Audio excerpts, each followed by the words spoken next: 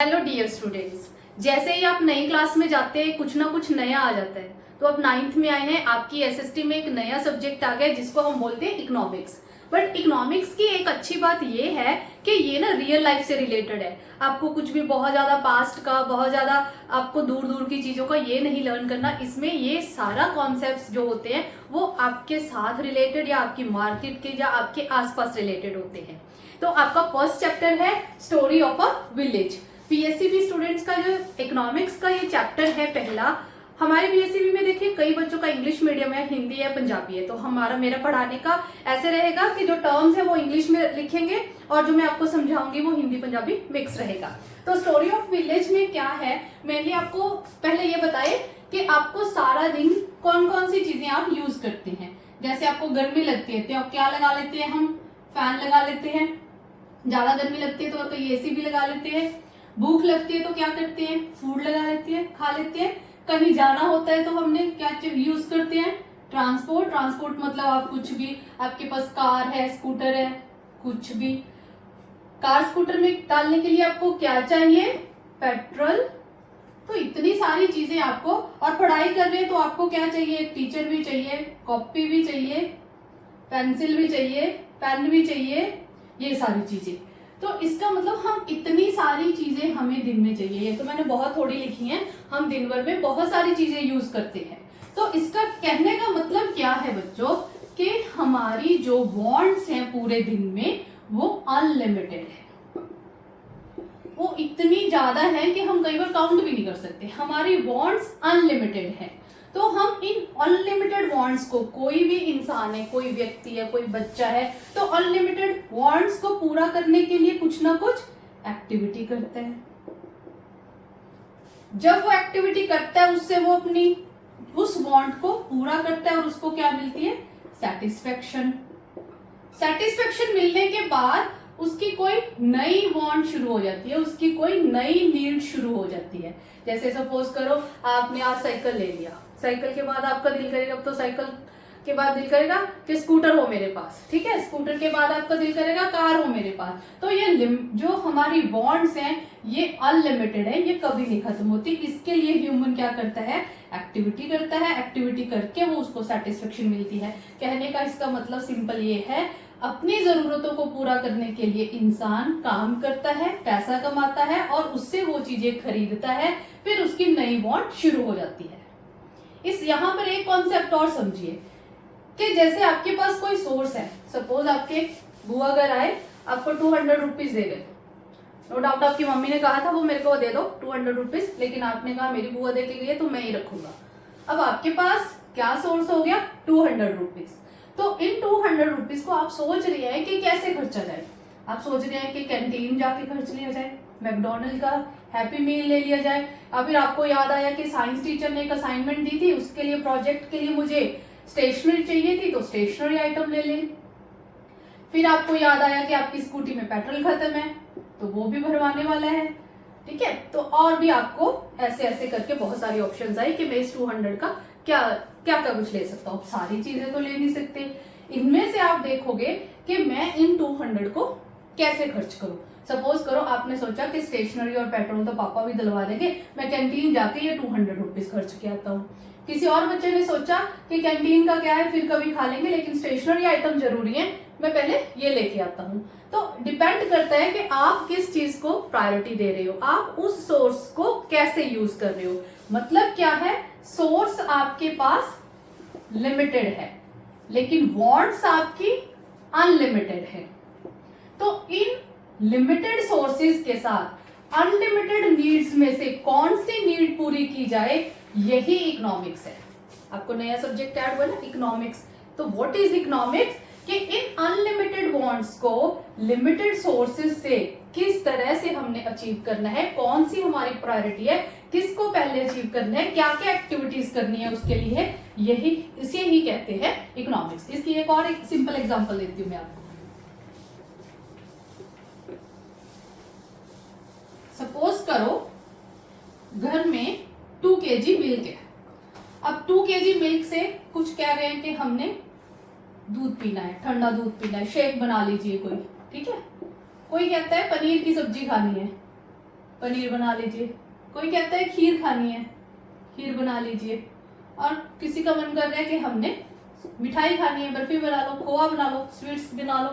तो अब दूध तो कितना है हमारे पास 2 kg, और चाहिए कितना कुछ, इतना कुछ। Is it possible?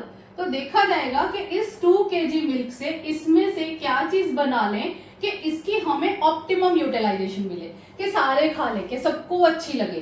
तो हमारे पास रिसोर्स क्या था, लिमिटेड रिसोर्स 2 kg मिल्क, लेकिन हमारी वांट्स क्या थी, अनलिमिटेड। उसमें से क्या खाया जाए कि चलो भाई खीर बनाते हैं आज 2 kg की दूध की, सब खा लेंगे। तो इसका मतलब आपने इसको सिलेक्ट कर लिया, आपने अपनी इस वांट को पूरा कर लिया।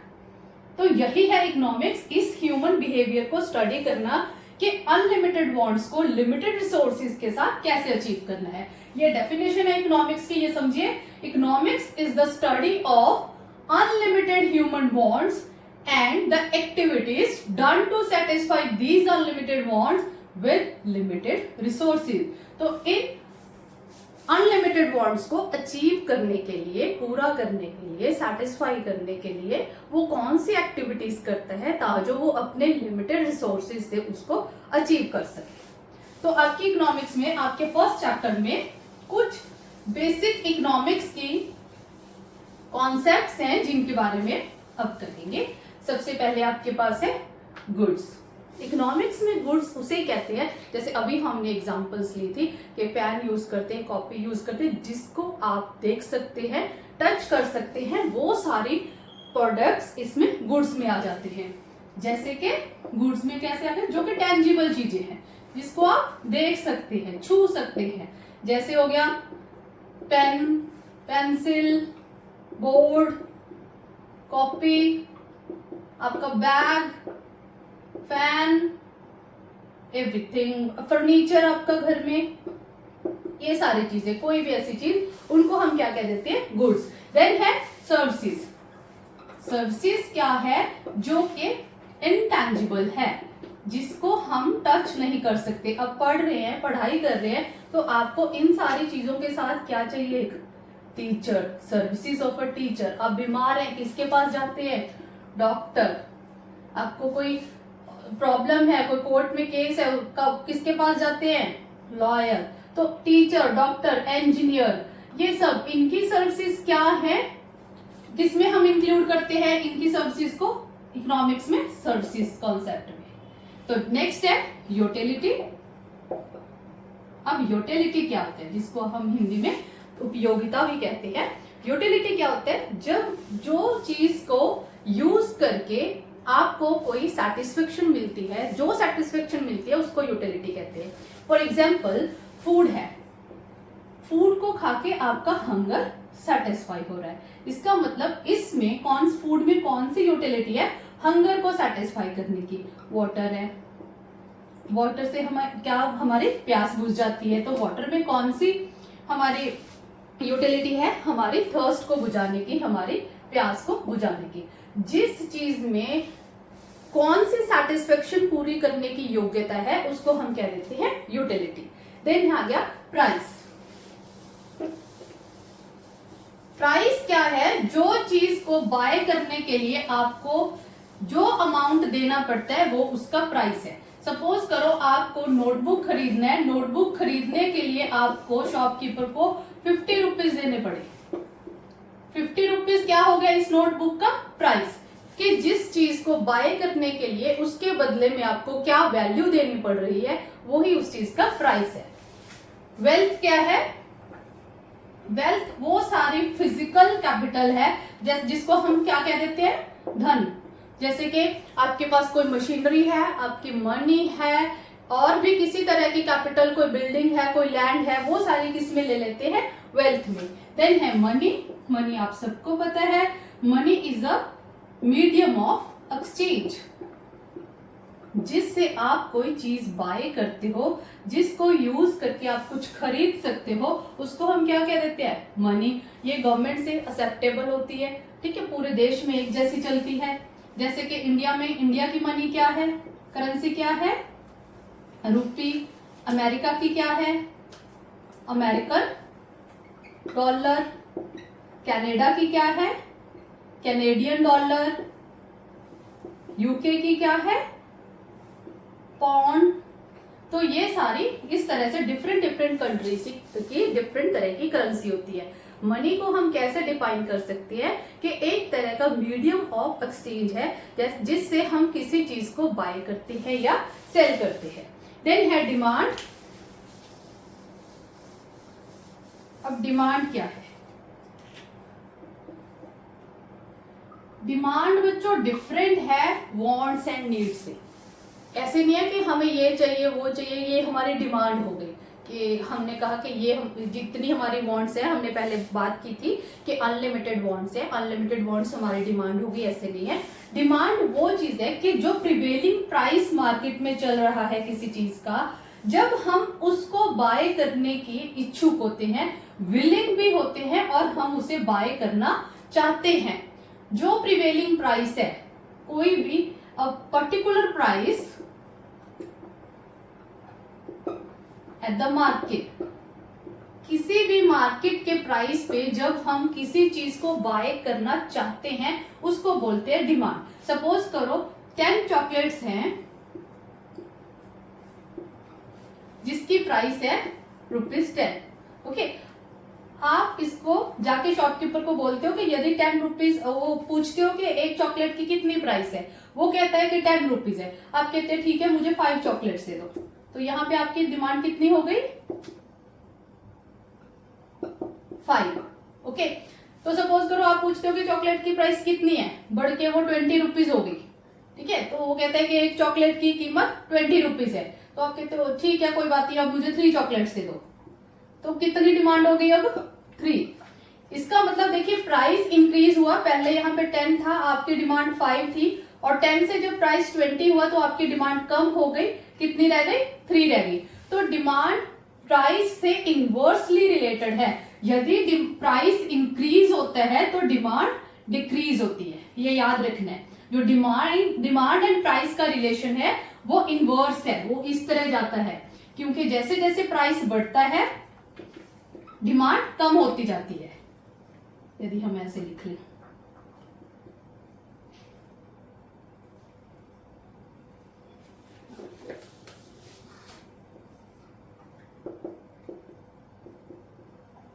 प्राइस डिमांड, तो इसको हम ऐसे इनवर्स इसका रिलेशन दिखाते हैं। ठीक है, तो ये हो गया डिमांड। आगे क्या है आपका? सप्लाई।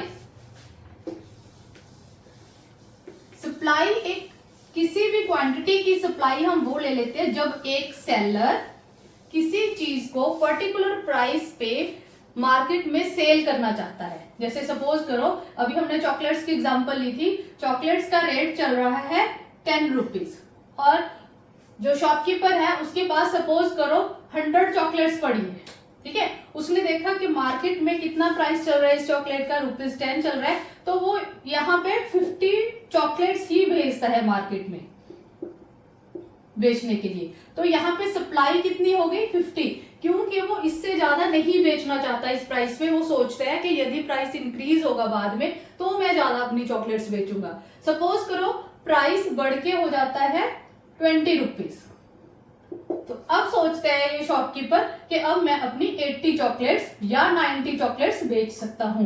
तो इस समय सप्लाई कितनी हो गई?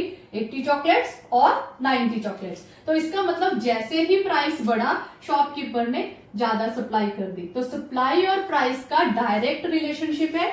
यदि प्राइस इंक्रीज होता है तो सप्लाई भी इंक्रीज होती है। नेक्स्ट आपको कॉन्सेप्ट है मार्केट। मार्केट बेटा बहुत ही सिंपल है। मार्केट उस चीज को कह देते हैं जहां पे बाइंग एंड सेलिंग की प्रोसेस हो रही है। पहले कहते थे कि बायर्स एंड सेलर्स जहां पे मीट करते हैं, जहां पे मिलते हैं कि किसी ने किसी को चीज बेची, उसको हम मार्केट कह देते हैं। लेकिन आजकल वो जरूरी नहीं है। आप ऑनलाइन शॉपिंग करते हैं, वो भी एक तरह की ऑनलाइन मार्केट है। जहां पे भी बाइंग एंड सेलिंग की प्रोसेस हो रही है उसको हम मार्केट कह देते हैं। देन है रेवेन्यू।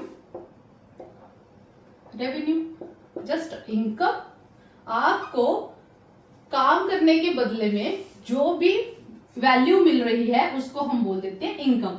सपोज करो एक फैक्ट्री है, उसने 100 शर्ट्स तैयार की और एक शर्ट का प्राइस है 100 रुपीज। ठीक है, तो इसने इतनी 100 शर्ट सेल की, एक शर्ट 100 रुपीज की थी तो उनका रेवेन्यू कितना हुआ 10,000। ठीक है, इसी तरह से कोई लेबर है, उसने काम किया, उसको पूरा दिन काम करके मिला 400, तो उसका रेवेन्यू कितना हुआ 400 रुपीज। इसी तरह कोई और मैनेजर है, उसको पूरा मंथ काम करके कितना मिला, सपोज करो 20,000, तो उसका रेवेन्यू पर मंथ कितना हुआ 20,000। तो ये हो गया रेवेन्यू। ये आपके सारे बेसिक कॉन्सेप्ट्स है, बहुत ही सिंपल है। इन टर्म्स को आप वैसे भी सुनते आ रहे होगे, लेकिन इकोनॉमिक्स में कैसे यूज करने, बस यही फर्क है। तो जैसे कि मैंने आपको बताया था कि अनलिमिटेड वांट्स को पूरा करने के लिए हर व्यक्ति काम करता है, कोई ना कोई। चाहे देखिए आप अपने आसपास देखिए, आपके फादर है, आपके घर में और मेंबर है जो कोई ना कोई काम करते हैं जिससे वो पैसा कमाते हैं। तो इस तरह जिससे इसको हम दो एक्टिविटीज में बांटते हैं। आपका जो नेक्स्ट कॉन्सेप्ट आ रहा है वो इसी से रिलेटेड है कि हम कौन कौन सी एक्टिविटीज करते हैं जिससे हम अपनी इन अनलिमिटेड वांट्स को पूरा करने के लिए रेवेन्यू कमाते हैं, पैसा कमाते हैं, जिससे हमारे पास मनी होती है।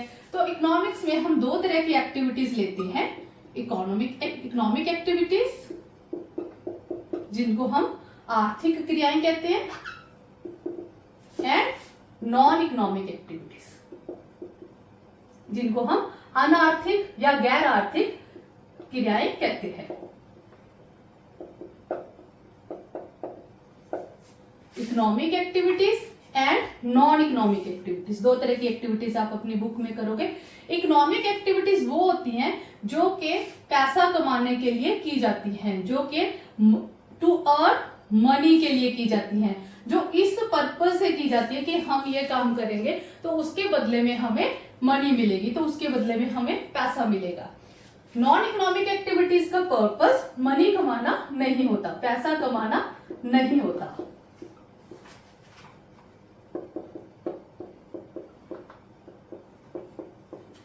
ये सोशल पर्पस या अपने फैमिली वेलफेयर के लिए की जाती है। इसकी आपको एग्जांपल देती हूँ। एक टीचर है, यदि वो स्कूल में टीच कर रही है, उसके बदले में उसको सैलरी मिल रही है, तो वो क्या होगी, उसकी इकोनॉमिक एक्टिविटी होगी, क्योंकि वो काम करके उसको पैसा मिल रहा है। अब वही टीचर यदि अपने घर पे बच्चे को पढ़ा रही है तो उसके लिए वो पैसे नहीं ले रही, तो वो क्या हो गई, नॉन इकोनॉमिक एक्टिविटी होगी। तो इकोनॉमिक एक्टिविटीज वो हैं जो पैसा कमाने के पर्पज से की जाती हैं, या फिर जिसको करने के बाद आपको कुछ ना कुछ वैल्यू मिलता है, कुछ पैसा मिलता है, उसको हम इकोनॉमिक एक्टिविटीज कहते हैं। और नॉन इकोनॉमिक एक्टिविटीज में वो आ जाती हैं जैसे कि कोई डॉक्टर है, उसने पेशेंट का इलाज किया, अपनी फीस ली, वो होगी इकोनॉमिक एक्टिविटी। लेकिन यदि वही डॉक्टर अपना घर पे अपने बच्चे का इलाज कर रहा है, वो क्या होगी, नॉन इकोनॉमिक एक्टिविटी। या फिर हम किसी सोशल वेलफेयर के लिए कोई काम करते हैं, कहीं पे सेवा करते हैं, वो भी नॉन इकोनॉमिक एक्टिविटीज में आती हैं, जिनका पर्पस पैसा कमाना नहीं होता। इकोनॉमिक एक्टिविटीज में हम फर्दर 4 कॉन्सेप्ट्स देखते हैं, 4 चीजें इसमें, production, consumption, exchange and distribution. आपको ये तीनों के ऊपर अभी 9th क्लास में हो, अभी तीनों के ऊपर ध्यान नहीं देना। अभी आपको किस चीज के, आपके सिलेबस के अकॉर्डिंग क्या करना है, प्रोडक्शन, जो आपका मेन है स्टोरी ऑफ विलेज में, जो अब इसके बाद हम एक विलेज की स्टोरी, प्रोडक्शन, ये कॉन्सेप्ट इकट्ठे करेंगे। ठीक है, तो हमने जो इकोनॉमिक्स एक्टिविटीज है उनमें 4 एक्टिविटीज मेन लेते हैं, production, consumption, exchange and distribution. इसमें हम किसके बारे में पढ़ेंगे, मेनली प्रोडक्शन के बारे में। प्रोडक्शन होता क्या है, उत्पादन होता क्या है, जब किसी भी चीज को यूज करके कोई नई चीज बना दी जाती है, उसको कहते हैं, जिसकी कोई वैल्यू इंक्रीज हो, उसको कह देते हैं प्रोडक्शन। ऐसे नहीं है कि आपने पहले वाली चीज को खराब कर दिया और कहेंगे प्रोडक्शन हो गई, ठीक है, उसका मलिया मलेट कर दिया और आप कहीं प्रोडक्शन हो गई, नहीं, उसकी कोई ऐसी चीज बनाना जिसकी वैल्यू इंक्रीज हो जाए, ठीक है, तो उसको कहते हैं हम प्रोडक्शन। जैसे कि किसान ने व्हीट प्रोड्यूस की, ठीक है, उस व्हीट से जो फ्लोर मिल है उसने आटा बनाया। अब इसी की एग्जांपल लेते हैं, ठीक है। पहले हमारे पास क्या थी, व्हीट से हमने क्या बना दिया, फ्लोर से उसको किसी कंपनी ने खरीद लिया तो उससे बना दिया ब्रेड, ठीक है, ब्रेड बना दिए, बन्स बना दिए, केक बना दिया, ठीक है, बहुत कुछ बना दिया। और ब्रेड को आगे फर्दर कौन ले गया, सैंडविच वाला ले गया, उसने बना के सैंडविच सेल किए, जैसे कि आप अपनी कैंटीन पे खाते हो। तो ये देखिए व्हीट की वैल्यू से जब वो फ्लोर बनाया गया तो इसकी वैल्यू में एडिशन हुआ। तो क्या प्रोडक्शन हुआ, व्हीट से फ्लोर, फ्लोर से क्या प्रोड्यूस हुआ, ब्रेड, ब्रेड से आगे क्या बना, सैंडविच। तो हर स्टेप में उसमें वैल्यू एडिशन हुई। तो हर स्टेप पे वो हम इस एक्टिविटी को प्रोडक्शन एक्टिविटी बोलेंगे।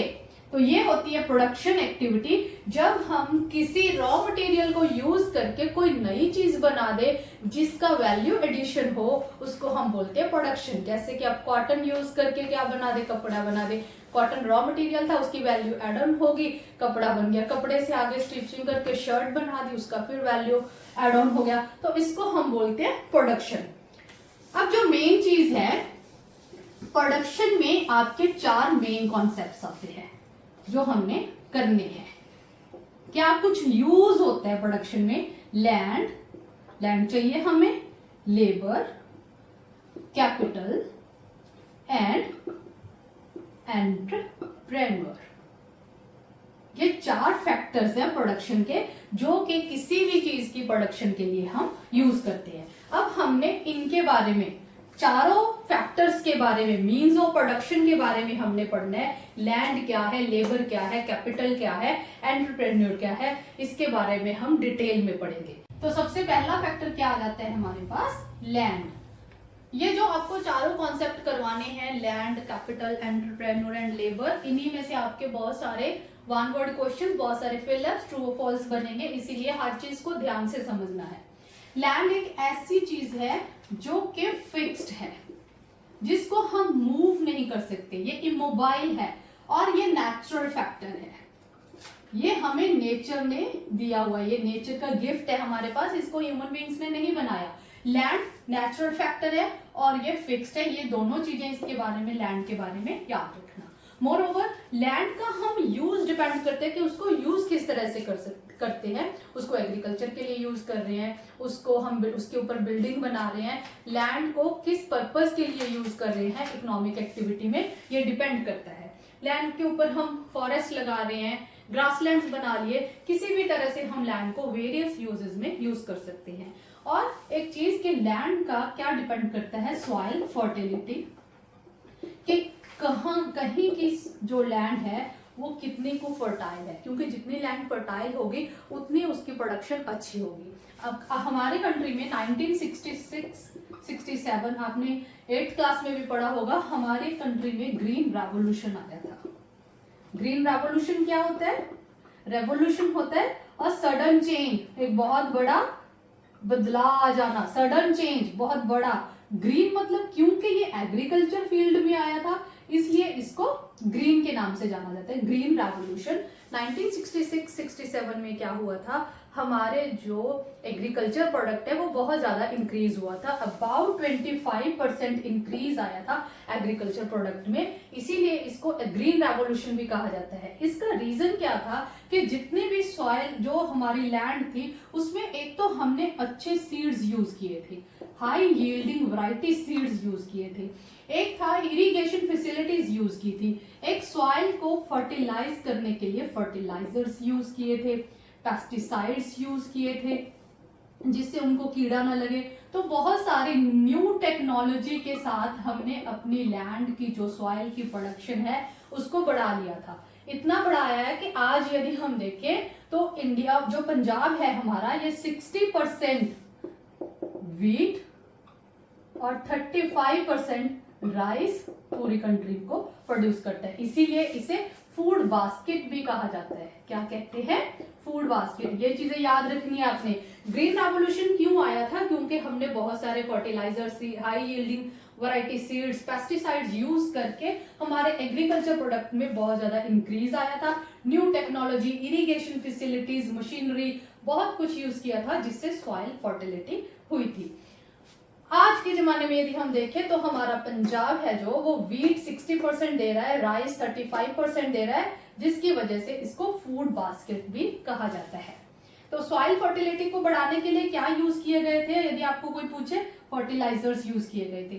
पहले क्या होता था कि लैंड को खाली छोड़ दिया जाता था, जैसे सपोज करो एक जो क्रॉप है उसकी हार्वेस्टिंग कर ली, एक क्रॉप की हार्वेस्टिंग करने के बाद उसको थोड़ी देर के लिए जमीन को कुछ महीनों के लिए खाली छोड़ दिया जाता था ताकि वो नेचुरली अपनी फर्टिलिटी दोबारा से गेन कर ले। ओके, तो लेकिन अब जो पॉसिबिलिटी थी वो फर्टिलाइजर से ये पॉसिबिलिटी होगी कि आपको जमीन को खाली छोड़ने की जरूरत नहीं, आप साथ में उसमें और फसल बीज सकते हो, उसको काटने के बाद आप एक और फसल बीज सकते हो। इस तरह एक फसल के बाद और फसल बीजने के क्या कहते हैं, मल्टीपल क्रॉपिंग। ये भी आपने याद रखना है। मल्टीपल क्रॉपिंग क्या होती है, एक ही साल में एक लैंड में कई फसलों को बीजना, उसको क्या कहते हैं, मल्टीपल क्रॉपिंग। मल्टीपल क्रॉपिंग क्यों पॉसिबल हुई, क्योंकि हमारे पास सॉइल फर्टिलाइजर्स थे। सॉइल में फर्टिलाइजर्स यूज करके हम उसकी फर्टिलिटी को बढ़ा सकते थे। पहले क्या करते थे किसान, उसको खाली छोड़ते थे ताकि वो नेचुरली रिगेन करे, बट अब उस चीज की जरूरत नहीं थी। लेकिन और इसमें एक और टेक्नोलॉजी यूज की गई जिसको कहते हैं इरिगेशन। इरिगेशन क्या है, आर्टिफिशियल तरीके से जो खेत हैं उनको पानी लगाना, आर्टिफिशियल तरीके से, जैसे ट्यूबवेल लगा लिए। अब ट्यूबवेल लगाए गए ताकि जो खेत हैं उनको पानी पहुंचाया जा सके और रेन के ऊपर डिपेंडेंट ना रह सके। तो इन सारी चीजों से क्या कुछ बताया मैंने आपको, इरिगेशन फैसिलिटी जिसमें आ गए ट्यूबवेल्स, ठीक है, हाई यील्डिंग वैरायटी सीड्स हमने यूज किए, फर्टिलाइजर्स यूज किए, पेस्टिसाइड्स यूज किए। इन सारी चीजों से हमारा एग्रीकल्चर में बहुत सडन चेंज आया जिसको हम ग्रीन रेवोल्यूशन आखते हैं। ग्रीन रेवोल्यूशन का एक और फायदा था इन चीजों का, फर्टिलाइजर यूज करने का, जिससे मल्टीपल क्रॉपिंग पॉसिबल हुई, जिससे हम एक साल में एक से ज्यादा फसलें लगा सकते थे। क्योंकि आज की पोजीशन में है जो पंजाब 60% के अराउंड व्हीट, 35% राइस दे रहा है पूरे इंडिया को, इसलिए इसे फूड बास्केट भी कहा जाता है। पर यहाँ पर एक चीज और करने की जरूरत है कि ग्रीन रेवोल्यूशन के इन सारी चीजों को यूज करने के ड्रॉबैक्स क्या थे, लिमिटेशंस क्या थी, क्या नुकसान हुए हमें, ठीक है। नुकसान क्या हुए, एक तो यदि ट्यूबवेल यूज किए गए तो हमारा जो वाटर लेवल है वो बहुत डिक्रीज हो गया। ये बच्चों आपके शॉर्ट क्वेश्चंस में आ सकते हैं, इसीलिए ध्यान से पढ़िए इसको कि ट्यूबवेल यूज करने का सबसे बड़ा नुकसान क्या हुआ हमें, कि वाटर लेवल हमारा जो था वो डिक्रीज हो गया, ठीक है, जिससे हमें पानी की जो पानी स्तर है वो नीचे आ गया। जो फर्टिलाइजर्स हमने यूज किए, पेस्टिसाइड्स हमने यूज किए, इससे सॉइल की जो उसकी नेचुरल फर्टिलिटी थी वो खत्म हो गई इन चीजों को यूज करने से। यदि हम बात करते हैं कि मल्टीपल क्रॉपिंग, अब हमने कहा था कि उनको खाली छोड़ने की जरूरत नहीं है कि एकदम से वो दूसरी फसल लगा सकते हैं फर्टिलाइजर यूज करके। पर इससे क्या हुआ, जो स्टबल बचता था हार्वेस्टिंग के बाद, जिसको हम पराली कहते हैं, जो स्टबल बचता था, पहले किसान इसको एज अ फॉडर यूज कर लेते थे, हस्क यूज कर लेते थे, किसी और या फिर किसी भी तरीके से इसको यूज कर लेते थे, वेस्ट नहीं करते थे। लेकिन अब क्योंकि उनके पास टाइम नहीं होता, अगली फसल जल्दी से लगानी होती है, तो वो वहीं पे अपने उसको जो स्टबल है उसको जला देते हैं। उसको जलाने से क्या नुकसान होता है कि जितने भी वहां पे हेल्दी बैक्टीरिया होता है या हेल्दी ऐसे पेस्ट्स होते हैं जिनकी हमें जरूरत होती है फसलों को, वो भी नष्ट हो जाते हैं इतनी गर्मी से। मोरोवर उससे एनवायरनमेंट खराब होता है। तो इसका उनको चाहिए कि स्टबल को प्रॉपरली इसको मैनेज करना चाहिए। आप यहाँ कहीं भी आप देखें कि कोई किसान स्टबल को जला रहा है तो आप उनको गाइड करें कि आप रोटावायर यूज करके, एक मशीन है जिसको आप यूज करके पराली को वहीं पे मिक्स कर सकते हैं सॉइल में, जिससे सॉइल की फर्टिलिटी रिगेन हो जाती है। तो आप उनको गाइड कीजिए कि आप रोटावायर यूज करके आप स्टबल को वहीं पे सॉइल में मिक्स कर सकते हैं। तो ये तो था बेटा लैंड के बारे में। एक चीज और मैं आपको लैंड के बारे में बताती हूँ कि लैंड डिस्ट्रीब्यूशन गांव में होता कैसे। एक्चुअली हम क्या करके आ रहे हैं, स्टोरी ऑफ अ विलेज। अब विलेज के लोगों का मेन ऑक्यूपेशन ही एग्रीकल्चर है, ठीक है, तो हमने ये एग्रीकल्चर के रिलेटेड ही किया है। तो वो लोग, वहां के लोगों में जो लैंड डिस्ट्रीब्यूशन है वो कैसे है, वहां पर कुछ किसान ऐसे होते हैं जो बहुत बड़े रिच होते हैं, जिनके पास बड़ी बड़ी जमीनें होती हैं, लैंडलॉर्ड होते हैं। कुछ किसान ऐसे होते हैं जिनके पास बहुत स्मॉल साइज के फार्म्स होते हैं जिनसे उनका गुजारा हो जाता है। लेकिन कुछ किसान ऐसे भी होते हैं जो लैंडलेस होते हैं, जो दूसरों की जमीन के ऊपर खेती करते हैं और उनको बदले में कुछ ना कुछ वैल्यू मिल जाता है। तो इस तरह से लैंड डिस्ट्रीब्यूशन उसमें की हुई है। होप कि आपको ये लैंड का कॉन्सेप्ट समझ आ गया होगा जितना भी हमने इसमें कुछ किया।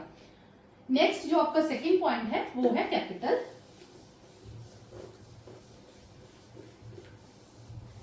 कैपिटल क्या है बच्चों? कैपिटल पहली बात तो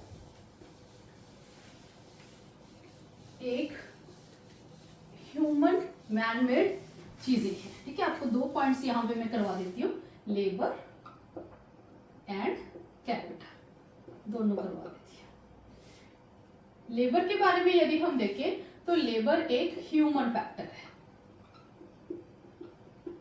अब खेती करेगा कौन? लेबर ही करेगी, ह्यूमन बीइंग्स ही करेंगे। तो लेबर क्या है? ह्यूमन फैक्टर है।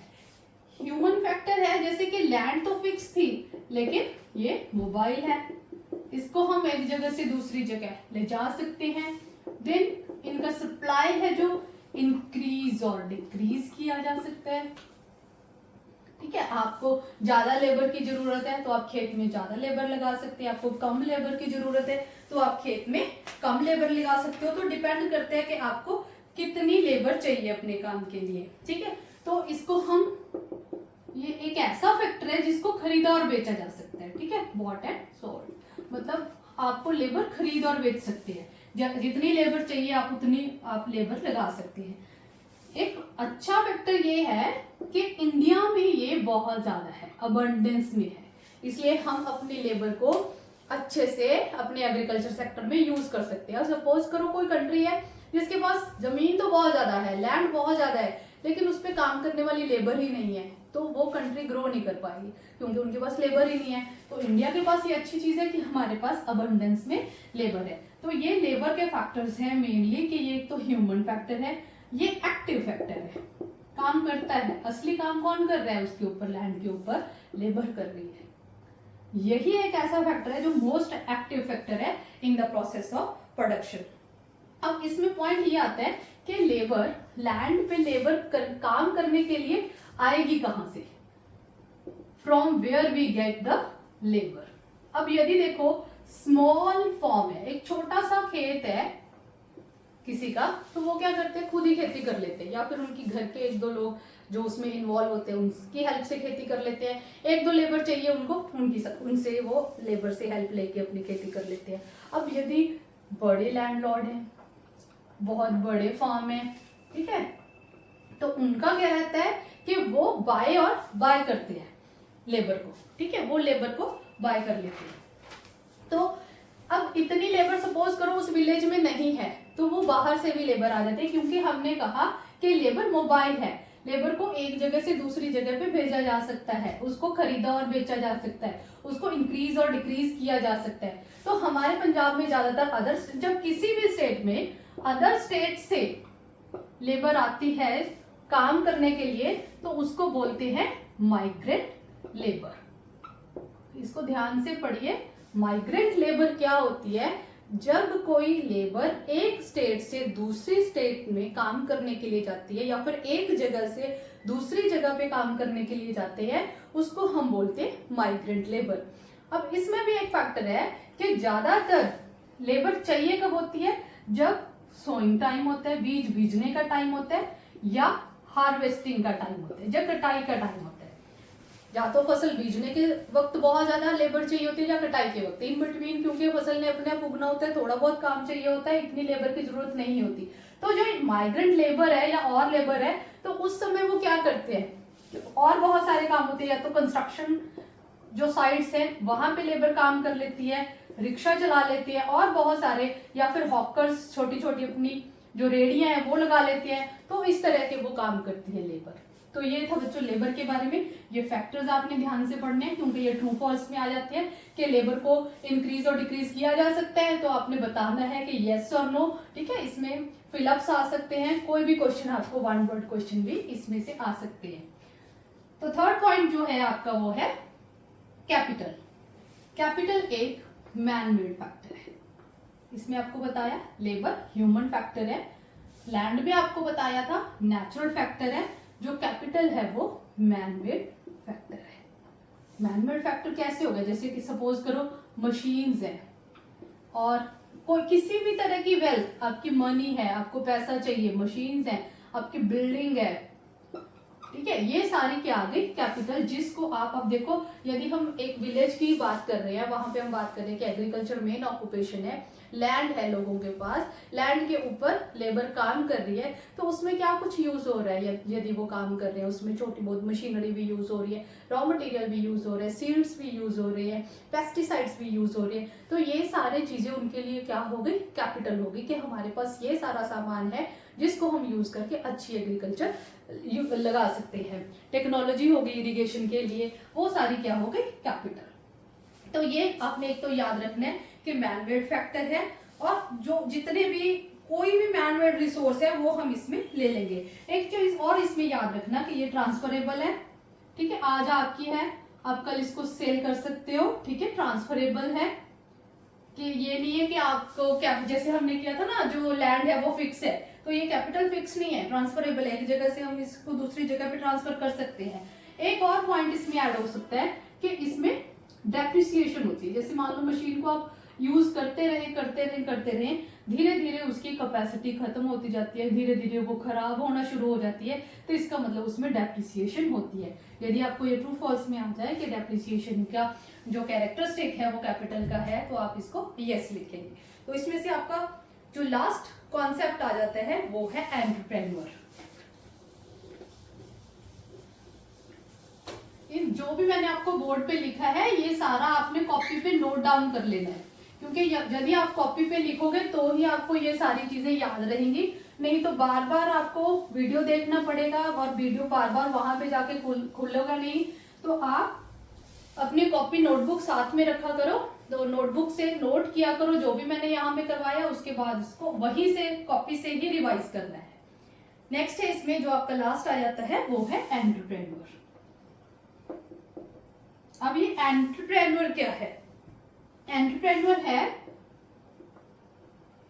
जो कि land, labour and capital in तीनों को कंबाइन करता है, ठीक है, ये भी एक ह्यूमन फैक्टर है, ये भी एक ह्यूमन फैक्टर है, जो ऐसा फैक्टर है एंटरप्रेन्योर जो कि इन तीनों को कंबाइन करके काम करवाता है। जो एंटरप्रेन्योर है ये रिस्क लेता है। रिस्क कैसे लेता है, देखो यदि उसके पास सपोज लैंड नहीं है, उसने लैंड भी किराए पे खरीदी है, उसके पास लेबर नहीं है, वो लेबर को भी पैसे दे रहा है, और उसके पास सपोज करो कैपिटल के लिए भी वो लोन ले रहा है, तो ये सारे कौन काम कर रहा है, एंटरप्रेन्योर कर रहा है। अब एंटरप्रेन्योर ये सारे काम क्यों करेगा, प्रॉफिट कमाने के लिए, पैसा कमाने के लिए, ठीक है, तो ये एक्टिविटीज मतलब क्यों सब कुछ करेगा, ताकि उसको ये सब कंबाइन करके इनके ऊपर पैसा लगा के उसको भी कुछ कमाई हो, ठीक है। तो ये एक ऐसा फैक्टर है जो लैंड, लेबर एंड कैपिटल को कंबाइन करता है। अब आपने 4 चीजें पढ़ी, land, labour, capital and entrepreneur. अब देखो ये चारों में सब एक्टिविटी कर रहे हैं। अब यदि कोई लैंड रेंट पे देता है तो उसको उसके बदले में क्या मिलता है, रेंट मिलता है, पैसा मिलता है। लेबर को क्या मिलता है, वेजेस मिलते हैं, ठीक है, तो उसके बदले में यदि वो अपनी लेबर दे रहा है। अब कैपिटल यदि मनी है तो उसके लिए क्या मिलता है, इंटरेस्ट मिलता है, यदि हम पैसा ले रहे हैं किसी से। एंटरप्रेन्योर को क्या मिलता है, प्रॉफिट मिलता है। ये आप अगले चैप्टर्स में कर लोगे। यहाँ पे बस आप ये समझो कि production of means of production क्या है, क्या फैक्टर्स हैं, land, labour, capital and entrepreneur, जो हमने किया। इसमें एक छोटा सा कॉन्सेप्ट इस चैप्टर में आपका रहता है, वो भी मैं आपको अभी करवा देती हूँ। वो है agricultural marketing and related activities, जो फार्मिंग के साथ रिलेटेड एक्टिविटीज है। बहुत ही सिंपल और छोटा सा कॉन्सेप्ट है, agriculture marketing and related activities. किसके रिलेटेड, फार्मिंग के रिलेटेड, ठीक है। तो एग्रीकल्चर मार्केटिंग, अब देखो जो छोटे किसान है उनके पास तो इतना तो प्रोडक्शन होता है कि वो अपने लिए यूज कर लेते हैं, उनके पास बेचने के लिए ज्यादा बचता ही नहीं है। लेकिन जो बड़े किसान होते हैं उनके वो अपना जो सरप्लस होता है प्रोडक्शन उसको मार्केट में लेके जाते हैं सेल करने के लिए। तो जब एग्रीकल्चर प्रोडक्शन मार्केट में सेल करने के लिए जाता है उसको हम बोल देते हैं एग्रीकल्चर मार्केटिंग। और रिलेटेड एक्टिविटीज फार्मिंग के क्या है, जैसे एनिमल हस्बेंड्री होगी, आपने देखा होगा जिनके भी खेत होते हैं उनके पास पशु भी पाले होते हैं थोड़े बहुत, ठीक है। तो एनिमल हस्बेंड्री, उससे उनको क्या मिल सकता है, दूध मिल सकता है और बहुत सारे प्रोडक्ट्स, या फिर उनकी एग्रीकल्चर में वो हेल्प करते हैं। इसके अलावा रिलेटेड एक्टिविटीज क्या हो सकती है, पोल्ट्री हो सकती है, हनी बी कीपिंग हो सकता है, और या फिर हॉर्टिकल्चर हो सकता है, जैसे सब्जियों का काम कर लेना, फ्रूट्स का, वेजिटेबल्स का, या फ्लावर्स बीज लेना, फ्लावर्स का भी एक बहुत बड़ा बिजनेस चलता है। तो ये सारी रिलेटेड एक्टिविटीज होगी जो फार्मिंग के साथ साथ, क्रॉप फार्मिंग के साथ साथ चलती है। तो ये था आपका फर्स्ट चैप्टर, पूरा चैप्टर आपका हो गया है। कहीं भी आपको कोई पॉइंट ना समझ आए आप मुझे कमेंट करके पूछ सकते हैं, आपको मैं उसका रिप्लाई जरूर करूंगी, ठीक है। तो ये इसमें कहीं भी आपको कोई दिक्कत है तो आप पूछ सकते हैं। अब इसके बाद आपका जो भी इसके साथ रिलेटेड क्वेश्चन आंसर्स हैं उसका मैं एक वीडियो में आपको सारे क्वेश्चन आंसर भी एक्सप्लेन कर दूंगी। Thank you, thanks for watching.